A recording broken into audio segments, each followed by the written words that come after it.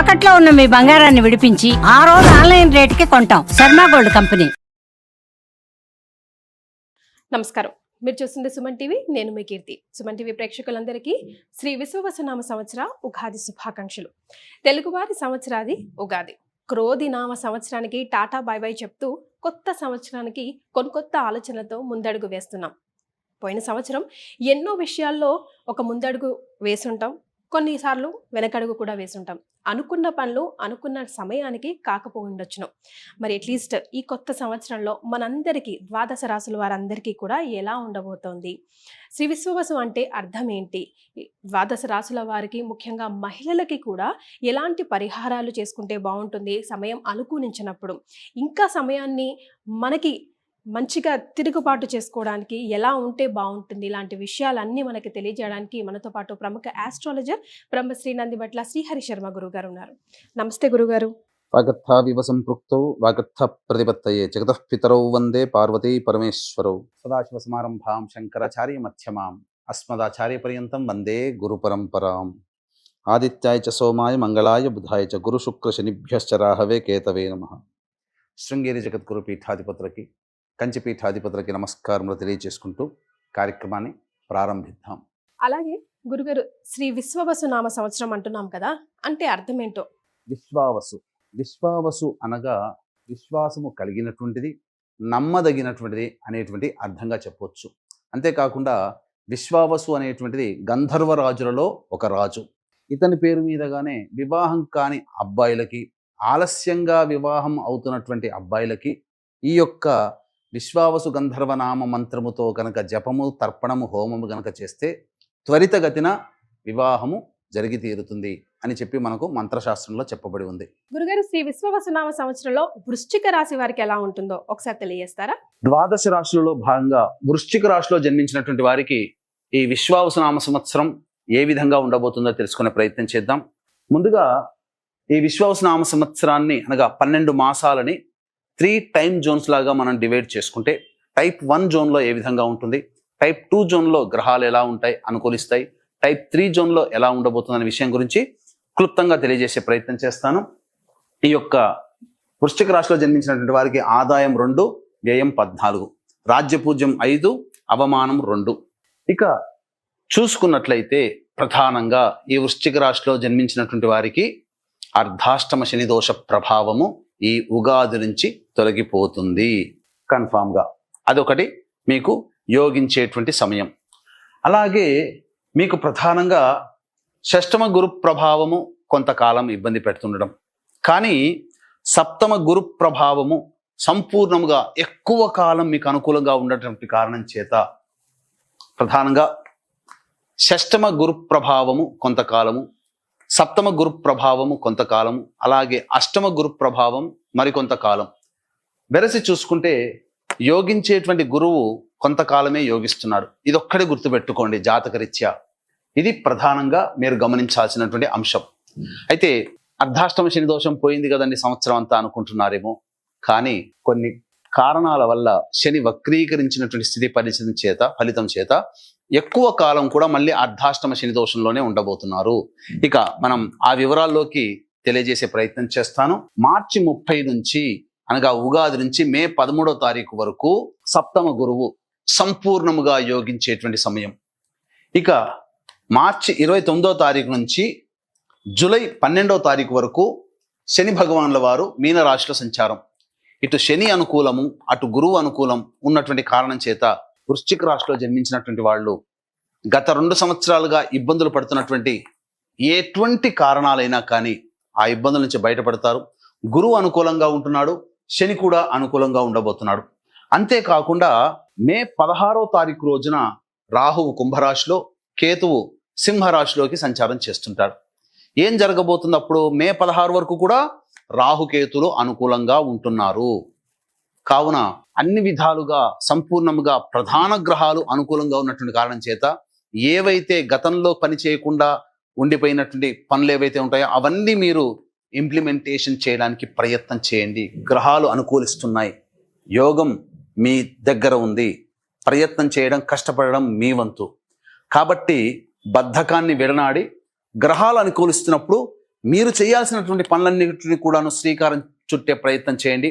అద్భుతంగా మీ భవిష్యత్తు type 1 zone మాత్రం బంగారు భవిష్యత్తుగా ఉంటుందని చెప్పవచ్చు. ఇక టైప్ 2 జోన్లో కనుక చూసుకున్నట్లయితే మే 14వ తారీఖు నుంచి సెప్టెంబర్ 27వ తారీఖు వరకు అష్టమ గురు ప్రభావము. ఇది గుర్తుపెట్టుకోండి. అష్టమ గురువు అనుకున్నప్పుడు ఒకటే, జరిగేటువంటిది ఒకటేనండి. మే 14 నుంచి సెప్టెంబర్ 27 వరకు కూడా ఏ విషయాన్ని కూడాను తేలికగా తీసుకోకండి. ముఖ్యంగా ధనపరమైనటువంటి విషయాలలో మీరు తేలికగా తీసుకోకండి. ఎవరికైనా డబ్బిచ్చారా, అది రాని బాకీలుగా ఉండిపోతాయి. మాటిచ్చారా, ఈ మే 14 నుంచి సెప్టెంబర్ 27 వరకు మాట మీద నిలబడలేనటువంటి పరిస్థితులు మీకు వస్తాయి. కాబట్టి మాట ఇచ్చేటప్పుడు, డబ్బు ఇచ్చేటప్పుడు జాగ్రత్తలు పాటించండి. 1-2 సార్లు ఆలోచించి కానీ నిర్ణయం తీసుకోండి. ముఖ్యంగా అష్టమ గురు ప్రభావం మే 14 నుంచి సెప్టెంబర్ 27 వరకు అనుకూలంగా ఉండనటువంటి సమయము. అంటే గురువు అనుకూలంగా ఉండడు. ఏమవుతుంది, విదేశీ యానం చేయాలనేటువంటి విద్యార్థులకి కొంత కష్టములు రావచ్చు, లేదా కాంపిటేటివ్ ఎగ్జామ్స్ రాసేటువంటి విద్యార్థులకి కష్టాలు ఉండవచ్చు. ఎక్కువ కష్టపడితే తప్ప ఫలితము సామాన్యంగా ఉంటుందని తెలియచేయాలి. ఏ పని అనుకున్నా గురువు అన్ని పనులలో అనుకూలవంతుడు కాబట్టి ఏ పని అనుకున్నా కూడా ఆలస్యంతో అవుతుంది. అంతేకాకుండా కీర్తి ప్రతిష్టలకి మచ్చబడుతుంది. కావున మీరు చేయనటువంటి పనులకి ఈ సమయంలో ఎక్కువగా అపనిందలు పడాల్సినటువంటి పరిస్థితి ఏర్పడుతుంది. ఇది జరిగేటువంటిది. ముఖ్యంగా సంతానం కోసం ఎదురు చూసేటువంటి వ్యక్తులు ఉంటారు కదా, సంతాన నష్టం కానీ, సంతానపరంగా ఇబ్బంది కానీ, సంతానము సంబంధించినటువంటి సమస్యలు కానీ ఈ యొక్క మే 14 నుంచి సెప్టెంబర్ 27 వరకు ఇబ్బందులు ఎదురవుతాయి, సమస్యలు పెరుగుతాయి, ఖర్చులు పెరుగుతాయి. ఇక సెప్టెంబర్ 28 నుంచి నవంబర్ 12వ తారీఖు వరకు కూడా ప్రధానంగా చూసుకుంటే కర్కాటక రాశిలోకి ప్రవేశం చేస్తాడు. ఇది అద్భుతం అండి. ఈ సమయం మాత్రం సంపూర్ణంగా అనుకూలంగా ఉంటుంది. గురువు మాత్రం అతిచార ప్రభావం వలన సెప్టెంబర్ 28 నుంచి నవంబర్ 12 అంటే అక్టోబర్ ప్లస్ నవంబర్ 12 42 రోజులు, ఇటు 3 రోజులు, మొత్తం 45 రోజులు గురువు అనుకూలంగా ఉంటున్నాడు. అంటే ఉగాది నుంచి మే 14వ తారీఖు వరకు గురువు టైప్ 1 జోన్లో ఎటువంటి అదృష్టాన్ని కలగజేస్తున్నాడో అదే రకమైనటువంటి యోగాన్ని, అదృష్టాన్ని సెప్టెంబర్ 28 నుంచి నవంబర్ 12వ తారీఖు మధ్య కాలంలో అందజేయబోతున్నాడు. కాబట్టి ఈ సమయం సంపూర్ణముగా అనుకూలంగా ఉండేటువంటి సమయం. కొంతకాలం మాత్రమే, మే 14 నుంచి సెప్టెంబర్ 27 మధ్యకాలం మాత్రమే అనుకూలంగా ఉండదు. ఇక టైప్ 2 జోన్లో భాగంగా శని భగవాన్ కనుక చూసుకుంటే మార్చి 29 నుంచి జూలై 12 వరకు మీనరాశిలో సంచారం చేసిన జూలై 13వ తారీఖు నుంచి అక్టోబర్ 9వ తారీఖు వరకు వక్రీకరించినటువంటి స్థితి ప్రభావము చేత అర్ధాష్టమ శని దోష ప్రభావాన్ని కలగచేస్తున్నాడు. అలాగే అక్టోబర్ 10 నుంచి మళ్ళీ నవంబర్ 26వ తారీఖు వరకు కుంభరాశిలోనే స్థితి పొంది ఉంటాడు. కాబట్టి అక్కడ కూడా అర్ధాష్టమ శని దోష ప్రభావం.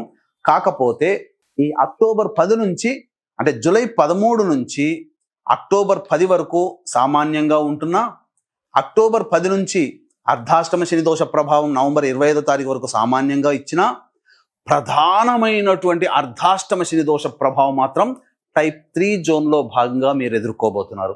కాబట్టి ఇక్కడ జూలై 13 నుంచి నవంబర్ 26వ తారీఖు వరకు దోబూచులాడుతుంది శని భగవానుడు. 5వ స్థానము 4వ స్థాన ఫలితం, 4వ స్థానం 3వ స్థాన ఫలితం. కాబట్టి ఏదైనా అర్ధాష్టమ శని దోష ప్రభావం అనేటువంటిది మీకు టైప్ 2 జోన్లో భాగంగా జరుగుతుంది. కాకపోతే వివాహం కావాల్సినటువంటి అమ్మాయిలకి, అబ్బాయిలకి మాత్రం ఈ టైప్ 2 జోన్లో భాగంగానే కర్కాటక సంబంధించినటువంటి సెప్టెంబర్ 28 నుంచి నవంబర్ 11వ తారీఖు మధ్యకాలము. కాబట్టి వివాహం కావాల్సినటువంటి అబ్బాయిలకి, అమ్మాయిలకి ఈ సెప్టెంబర్ నుంచి నవంబర్ మధ్యకాలంలో వివాహము జరిగి తీరుతుంది. ఇళ్ళు కట్టుకోగలుగుతారు, గృహ సమస్యలు తీరుతాయి. పెద్ద పెద్ద పనులన్నీ కూడాను జీవితంలో సాధించాల్సుకున్న సమయం అంతా కూడా అక్టోబర్, నవంబర్లో ఈ వృశ్చిక రాశిలో జన్మించినటువంటి వారు సాధించుకుంటారని చెప్పవచ్చు. ఇక టైప్ 3 జోన్లో భాగంగా మనం చూసుకున్నట్లయితే డిసెంబర్ 27వ తారీఖు రోజు నుంచి వచ్చే సంవత్సరం మార్చి వరకు కూడా, అనగా నవంబర్ 12వ తారీఖు నుంచి డిసెంబర్ 26వ తారీఖు వరకు మిథున రాశిలో ఉండి వక్రీకరిస్తాడు. కాబట్టి ఏమవుతుంది, ఈ నవంబర్ 12 నుంచి డిసెంబర్ 27 వరకు ఉన్నటువంటి సమయం అష్టమ గురు ప్రభావం అయినప్పటికీ కూడా సప్తమ గురు ప్రభావం కూడా ఉండడం వల్ల అష్టమ గురు ప్రభావ దోషం సంపూర్ణంగా ఉండదు, సామాన్యంగా ఉంటుంది. డిసెంబర్ 27 నుంచి ఈ సంబంధించినటువంటి మార్చి 14 వరకు మిథున రాశిలోనే వక్రీకరించినటువంటి కారణం చేత సప్తమ గురువు, అష్టమ గురు ప్రభావం నవంబర్ 12 నుంచి డిసెంబర్ 27 వరకు నవమ మరియు అష్టమ గురు ప్రభావం అనేటువంటిది ఉంటుంది. కాబట్టి ఏది ఏమైనప్పటికీ కూడా సెప్టెంబర్ 28 నుంచి ప్రధానముగా వచ్చే సంవత్సరం వరకు కూడా గురువు కూడా దోబూచులాడతాడు. ఇక్కడ శని ఏ విధంగానైతే దోబూచులాడాడో గురువు కూడా దోబూచులాడడం అంటే కొంతకాలం ఒక విధంగా యోగిస్తూ ఇంకొక విధంగా అవయోగం. కాబట్టి ఏది ఏమైనప్పటికీ కూడా వృశ్చిక రాశిలో జన్మించినటువంటి వారికి అర్ధాష్టమ శనిదోష ప్రభావం పోయింది అనేటువంటిది కొంతకాలం మాత్రమే. మిగతా సమయం అంతా కూడాను అర్ధాష్టమ శని దోషంలోనే ఈ సంవత్సరం ఉంటారు. అందుకనే స్టార్టింగ్ లోనే చాలా చెప్పాను. కొన్ని సందర్భాలలో 2025 సంవత్సరం ఇచ్చినటువంటి రాశి ఫలితాల్లో ఈ సంవత్సరం అంతా కూడా శని అన్ని రాశుల వారికి దోషాన్ని కలగచేస్తున్నాడు. ఏ రాశి వారికి దోషము కోల్పోవట్లేదు, శని ప్రభావం నుంచి బయటపడట్లేరు, అందరూ శని ప్రభావంలోనే ఉంటున్నారు అని చెప్పి. కాబట్టి జాతకరీత్యా ఈ విధంగా టైప్ 3 జోన్లో భాగంగా గురువు ఇచ్చేటువంటి ఫలితం. ఇక టైప్ 3 జోన్లో భాగంగా శని కనుక చూసుకున్నట్లయితే నవంబర్ 26 నుంచి జనవరి 10వ తారీఖు వరకు కూడా కుంభరాశిలో అంటే అర్ధాష్టమ శని దోషం. నవంబర్ 26 నుంచి జనవరి 10 వరకు అత్యంత కీలకమైనటువంటి సమయం.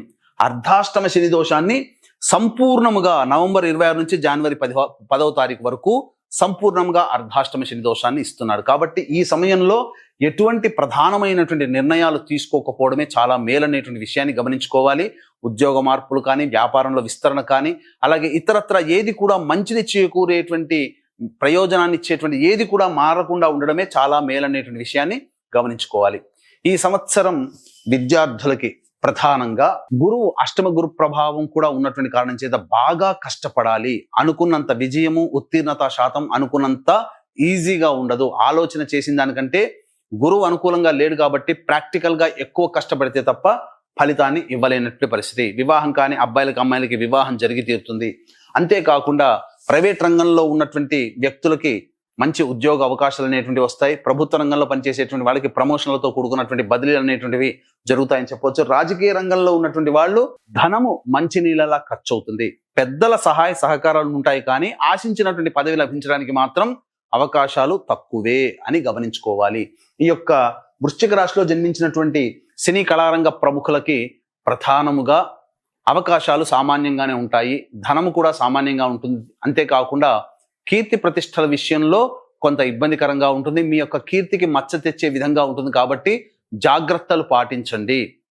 ఇక ప్రధానంగా రైతులు 2 రకాలైనటువంటి పంటలు అన్నిట్లో కూడా లాభసాటిగా ఉంటాయి. కమర్షియల్ పంటలు కనుక వేసుకుంటే చాలా బాగుంటుందని చెప్పవచ్చు. అలాగే ఏ వృత్తి ఉద్యోగ వ్యాపార రంగంలో ఉన్నటువంటి వాళ్ళైనప్పటికీ కూడాను గురు శనులు అంత అనుకూలంగా లేని కారణం చేత ఈ సంవత్సరం వ్యాపార విస్తరణ మీరు మీ పరిస్థితికి, మీ స్థితికి మించినటువంటి విధంగా అనగా మీ తాహతుకు మించి పెట్టుబడులు పెట్టకపోవడమే చాలా మంచిదనే విషయాన్ని గమనించుకోవాలి. అలాగే ప్రధానంగా రాని బాకీల విషయంలో జాగ్రత్తలు పాటించాలి అని చెప్పవచ్చు. మరి వృశ్చిక రాశిలో జన్మించిన మహిళల పరిస్థితి ఏంటి గురుగారు? ఈ సంవత్సరం ఎంతవరకు కలిసి రాబోతుందంటారు?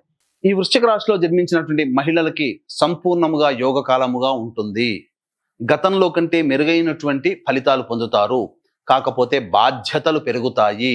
శారీరక శ్రమ, మానసిక ఒత్తిడి అధికంగా ఉంటుంది. గౌరవ మర్యాదలకి లోటు లేకపోయినప్పటికీ కూడా చేయాల్సినటువంటి పెండింగ్ పనులు పూర్తి కాలేకపోవడం వల్ల పెండింగ్ లో ఉండిపోతాయి. తద్వారా ఇచ్చినటువంటి మాటను నిలబెట్టుకోవడానికి ఎక్కువగా కష్టపడాల్సి వస్తుంది. కాబట్టి ఆరోగ్య విషయంలో జాగ్రత్తలు పాటించండి. ముఖ్యంగా అర్ధాష్టమ రాహు ప్రభావము మరియు దశమ కేతుగ్రహ ప్రభావం వలన కొన్నిసార్లు మాట ఇచ్చినవి తప్పేటువంటి పరిస్థితులు ఉంటాయి. కాబట్టి మాట ఇచ్చేటప్పుడు జాగ్రత్తలు పాటించండి. ఇక మీరు ఎంత గొప్పగా అనుకున్నా మీ కింది స్థాయి వాళ్ళు, మీ తోటి వ్యాపారులు మీకు సహాయ సహకారాలు అందించకపోవడం వల్ల ఏమవుతుంది, ఒక్కరిగానే మిగిలి సొంతంగానే కష్టపడాల్సినటువంటి పరిస్థితి వస్తుంది. కాబట్టి ధైర్యంతో ముందడుగు వేసే ప్రతి ప్రయత్నంలో ధైర్యాన్ని కూడగట్టుకొని మీరు చేయండి. నాకెవరూ లేరు, నేను చేసుకోవాల్సింది అనే భావంతో పెట్టుకొని చేస్తే ఏ విధమైనటువంటి కష్టాలు మీకు ఉండవనేటువంటి విషయాన్ని గమనించుకోవాలి. అంతేకాకుండా బొటిక్, బ్యూటీ పార్లర్ వ్యాపార రంగంలో ఉన్నటువంటి వారికి సాధారణమైనటువంటి పరిస్థితులు ఉంటాయి. కాబట్టి ఈ సంవత్సరం గొప్పగా ఎక్స్పెక్టేషన్స్ లేకుండా ఉంటేనే మహిళలు అన్ని విధాలుగా రాణిస్తారని చెప్పొచ్చు. ఉద్యోగము సంబంధించినటువంటి వ్యవహారాల్లో సామాన్యమైనటువంటి పరిస్థితులు ఉంటాయి. బాధ్యతలు పెరుగుతాయి. కానీ దానికి తగ్గట్టుగా గౌరవ మర్యాదలు అనేటువంటివి సామాన్య స్థితిలో ఉంటాయనేటువంటి విషయాన్ని గమనించుకోవాలి. ఎంతసేపటికి మీరు ఇవ్వడమే తప్ప ఎదుటి వాళ్ళ నుంచి మీరు పొందలేకపోవడం అనేటువంటిది మీకు కొంత బాధని కలగజేస్తుంది. కాబట్టి అటువంటి విషయాల పట్ల మీరు కేర్ తీసుకొని జాగ్రత్తలు పాటించండి. ఆరోగ్యం పట్ల శ్రద్ధ వహించాల్సినటువంటి పరిస్థితి. మోకాళ్ళ నుంచి పాదాల వరకు ఇబ్బందికర పరిస్థితులు అనేటువంటివి ఈ సంబంధించినటువంటి రాశిలో జన్మించినటువంటి మహిళలు గమనించాల్సినటువంటి అంశముగా చెప్పవచ్చు. ఇక ఈ సంవత్సరం అంతా కూడా ప్రధానమైనటువంటి శని, గురు, రాహు, కేతుల యొక్క గ్రహాలు సామాన్యమైనటువంటి పరిస్థితులు ఉన్నటువంటి కారణం చేత వీలు కుదిరినప్పుడల్లా శివాలయానికి చేరుకొని నవగ్రహాల చుట్టూ శివాయ నమః అంటూ 27 ప్రదక్షిణలు చేసి ఆ ఈశ్వరుని పాదాలు పట్టుకోండి. తప్పకుండా ఆ పరమేశ్వరుడు మీకు మనశ్శాంతిని, సంకల్ప సిద్ధిని కలుగచేస్తాడు. అయితే ఎన్ని ఉన్నా దైవానుగ్రహం అందరికీ తప్పనిసరి. కావున ఇట్టి దైవానుగ్రహం కనుక ఉంటే ఈ వృశ్చిక రాశిలో జన్మించినటువంటి వాళ్ళు అందరూ కూడా ప్రధానంగా ముందంజలో ఉంటారు. ఈ వృశ్చిక రాశే కాకుండా ఈ 12 రాశులలో జన్మించినటువంటి వారికి కూడా దైవానుగ్రహం సంపూర్ణంగా ఉండాలి. మీ యొక్క సంకల్పం నెరవేరాలి. అలాగే మీరు ఏ జ్యోతిష్యుల దగ్గరికి, పండితుల దగ్గరికి వెళ్ళి మీ జాతకానికి సంబంధించి మీ సమస్యలు వచ్చినప్పుడు జాతకాన్ని చూపించుకుంటారో ఆ పండితులు సూచించే పరిహారాలన్నీ కూడా ప్రతి నెల ఒక్కొక్క క్షేత్రంలో సకల సిద్ధి హోమాలు, సంకల్ప సిద్ధి, సర్వదోష నివారణ హోమాలలో భాగంగా చేయించడం జరుగుతుంది. దీనికి శ్రీకారం మాత్రం మహామహిమాన్వితమైనటువంటి కాశీక్షేత్రంలో ప్రారంభం చేయడం జరుగుతుంది. ఏప్రిల్ 18వ తారీఖు రోజున అవకాశం ఉన్న వాళ్ళు కార్యక్రమ తదనంతరం కాంటాక్ట్ చేసి ఈ కార్యక్రమంలో ఏ విధంగా సభ్యత్వం తీసుకోవాలో మీరు తెలుసుకోవచ్చు. మీ కుటుంబ సభ్యుల గోతనామాదులతో చేయించడం జరుగుతుంది. ముఖ్యంగా మృత్యుంజయ హోమం కూడా జరిపించడం జరుగుతుంది. కాబట్టి అవకాశాన్ని సద్వినియోగపరచుకోండి. సో వృశ్చిక రాశి వారికి డెవలప్మెంట్స్ ఎలా ఉన్నాయండి? ఉద్యోగంలోనైనా, బిజినెస్లో అయినా, ఏదైనా స్టార్ట్ చేయాలన్నా, లేదంటే ఏదైనా ఎక్స్పాండ్ చేయాలన్నా ఎంతవరకు కలిసి వస్తుంది? ఈ సంవత్సరంలో ఎప్పుడు కలిసి వస్తుంది? ఇక గమనించుకున్నట్లయితే ఈ యొక్క వృశ్చిక రాశిలో జన్మించినటువంటి ఉద్యోగం కోసం ఎదురు చూసేటువంటి వాళ్ళు, నిరుద్యోగస్తులు, ఆల్రెడీ ఉద్యోగం చేస్తున్న వాళ్ళు, ప్రైవేట్ ఉద్యోగంలో మారాలి, వేరే సంస్థలో మారాలి అనుకునేటువంటి అన్ని రకాల ఉద్యోగస్తులు, వ్యాపార విస్తరణ చేయాలనుకునేటువంటి వాళ్ళందరూ కూడా కొన్ని సమయాలు కనుక పాటించుకుంటే చాలా ఉన్నతమైనటువంటి ఫలితాలు, మంచి ఫలితాలు మీరు పొందుతారని చెప్పొచ్చు. అవి ఈ సంవత్సరం ఏప్రిల్ 13వ తారీఖు నుంచి మే 13వ తారీఖు మధ్యకాలము, ఈ సంవత్సరం ఆగస్టు 17 నుంచి అక్టోబర్ 16వ తారీఖు ఉన్నటువంటి మధ్యకాలము, వచ్చే సంవత్సరం జనవరి 14 నుంచి ఫిబ్రవరి 13వ తారీఖు ఉన్నటువంటి మధ్యకాలంలో గనక మీరు ఉద్యోగ ప్రయత్నములు గనక చేస్తే సంపూర్ణముగా మీకు అనుకూలంగా ఉంటుంది. మీకు ప్రధానంగా కొన్ని సమయాలు అనుకూలంగా ఉండవు, ఆరోగ్య పరిస్థితులు సరిగ్గా అనుకూలంగా ఉండవు, వాహన ప్రమాదములు చోటు చేసుకోవడం కానీ కొన్ని సంఘటనలు జరుగుతాయి. కాబట్టి ఏ సమయంలో ఆరోగ్యపరంగా కష్ట నష్టాలు ఏ సమయంలో ఎక్కువగా ఉంటాయని మనం చూసుకుంటే ఈ సంవత్సరం డిసెంబర్ 6 నుంచి జనవరి 14వ తారీఖు మధ్య ఉన్నటువంటి కాలము. అలాగే వచ్చే సంవత్సరం ఫిబ్రవరి 27 నుంచి మార్చి 20వ తారీఖు ఉన్నటువంటి మధ్యకాలము. ఒక్కసారి గమనించుకోండి ఎలా టైం జోన్ ఈక్వల్గా మనకు కలిసి వస్తుందో. డిసెంబర్ 27 నుంచి మార్చి 14వ తారీఖు వరకు అర్ధాష్టమ శని దోష ప్రభావంలో ఉంటున్నారు కదా, అదే టైం జోన్ మనకు యాక్సిడెంటల్గా, కాకతాళీయంగా అని చెప్పవచ్చు. డిసెంబర్ 6 నుంచి వచ్చే సంవత్సరం జనవరి 14, మళ్ళీ వచ్చే సంవత్సరం ఫిబ్రవరి 23 నుంచి మార్చి 20 వరకు ఉన్నటువంటి సమయం మాత్రం ఏమాత్రం కూడా అనుకూలంగా లేదు. ఇక్కడ శని కూడా అనుకూలంగా లేడు, పరిస్థితులు కూడా అనుకూలంగా లేని కారణం చేత ఈ సమయాలు చాలా క్లిష్టమైనటువంటి వాహన ప్రమాదములు కానీ, ఆపరేషన్స్ కానీ, లేకపోతే ఇతరత్ర అనారోగ్య సమస్యలు కానీ వచ్చే అవకాశం ఉంటుంది. లేదా బంధుత్వ విరోధములు కానీ, కుటుంబ సభ్యులతో కలహాలు కానీ, దంపతుల మధ్య విభేదాలు కానీ, వ్యాపారస్తుల మధ్య పొరపచ్చాలు కానీ వచ్చే అవకాశం ఉంది. కాబట్టి జాగ్రత్తలు పాటించండి.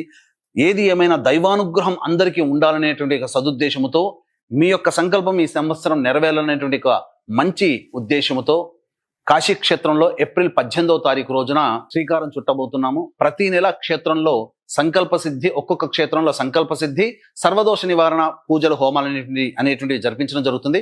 అవకాశం ఉన్న వాళ్ళు ఇటువంటి కార్యక్రమంలో మీరు సభ్యులుగా నమోదు చేసుకోవచ్చు. ఏ విధంగా నమోదు చేసుకోవాలనేటువంటి విషయాన్ని కార్యక్రమ తదనంతరం కాంటాక్ట్ చేసి పూర్తి వివరాలు తెలుసుకోవచ్చు. చాలా సంతోషం అండి, ధన్యవాదాలు. సర్వం శ్రీ ఉమామహేశ్వర పరబ్రహ్మార్పణమస్తు.